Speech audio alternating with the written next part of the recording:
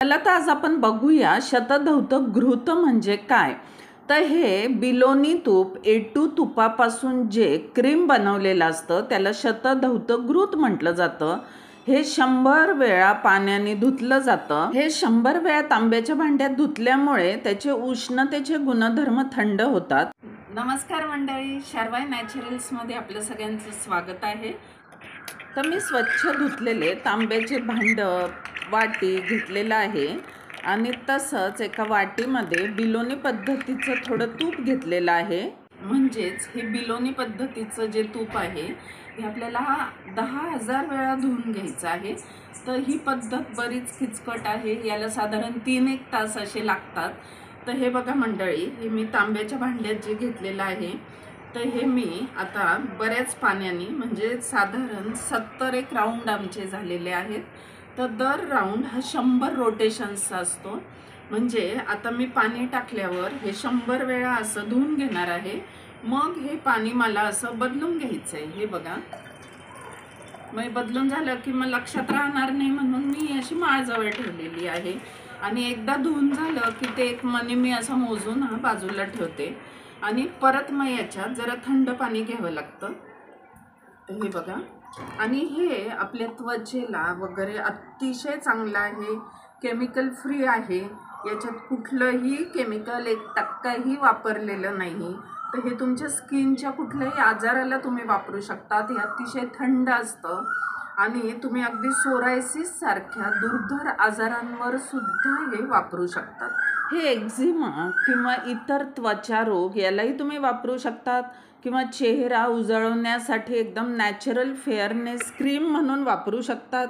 ही पद्धत अतिशय किचकट आहे. माझे तर अगदी हात दुखून गेलेले आहेत, कारण एकदा पाणी टाकलं की 100 वेळा हे असं करावं लागतं, रोटेशन्स घ्यावे लागतात आणि परत हे 100 वेळा पाणी बदलावं लागतं. आता याने चेहरा अतिशय टवटवीत राहतो. 40 नंतर ज्या सुरकुत्या येतात त्या एकदम कमी होतात.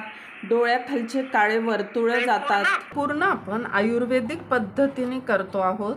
म्हणजे अगदी तांब्याचं भांडं घेऊन तांब्याच्याच लोट्याने त्याला आपण असं धुवून घेतो आहे.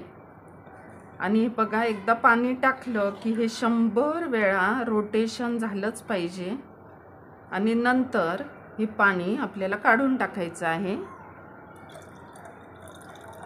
हे बघा, परत याच्यामध्ये पाणी टाकून असं मी आता हे जवळजवळ 3-1 तासापासून ही तुपाची प्रोसेस चाललेली आहे. हे पहा, ही भरपूर ही किचकट पद्धत आहे व वेळ खाऊ आहे, पण याचे गुणही तसेच आहेत. तुमची स्किन अतिशय चमकदार याने होऊ शकते. सनबर्नमध्ये हे अतिशय उपयुक्त आहे. त्वचेला थंडावा मिळतो. फुटलेल्या ओठांवर किंवा त्वचेला तर अतिशय याचा उपयोग होतो. लहान बालकांच्या डायपर रॅश किंवा उष्णतेच्या फोडांवर अतिशय उपयोगी, किंवा चेहऱ्यावरचे कुठलेही काळे डाग याने जाऊ शकतात. वयोमानाने रापलेली त्वचा अतिशय कोमल होते. पायावरच्या भेगा किंवा गर्भवती महिलांच्या पोटावरच्या स्ट्रेच मार्क करता किंवा एखाद्या शस्त्रक्रियेनंतरच्या जखमा किंवा टाक्यांचे डाग, जखमेंच्या व्रणांवर सुद्धा याचा खूप चांगला उपयोग होतो. झोपताना याचा नाईट क्रीम म्हणून तर खूप जास्त चांगला उपयोग होऊ शकतो. त्वचेला खूप चांगलं पोषण मिळतं. चेहऱ्यावरचा रापलेलापणा कमी होतो किंवा कुठलेही डाग, पिंपल्सचे असो किंवा कुठलेही जुनाट डाग असो, यांनी खूप कमी होतात व चेहऱ्यावर अतिशय सुंदर असा ग्लो येतो. सर्व वयोगटातील लोकांकरता हे अतिशय उपयुक्त आहे. याच्यात कुठलेही घातक रसायन नसल्यामुळे याचा कुठलाही साईड इफेक्ट होत नाही. त्यामुळे हे क्रीम कोणीही वापरू शकतं. शरीराच्या कुठल्याही भागावर तुम्ही वापरू शकतात. कॅन्सरवरची जी केमोथेरपी घेतात आणि त्याच्यानंतर जी त्वचेची दाह होते त्याच्यावर सुद्धा उत्तम आहे. जास्त वेळ कम्प्युटर समोर किंवा TV समोर बसले तर जी डोळ्याची जळजळ होती त्याने सुद्धा एक खूप छान असा थंडावा मिळतो. हे आम्ही पूर्ण शास्त्रोक्त आयुर्वेदिक पद्धतीने बनवलेले आहे. तुम्हाला तर मी आधी सांगितलंच आहे की फक्त बिलोनी पद्धतीचं तूपच आम्ही याच्यात वापरतो. हे तुपाचं क्रीम आम्ही अशा छोट्या छोट्या बाटल्यांमध्ये उपलब्ध करून दिलेलं आहे.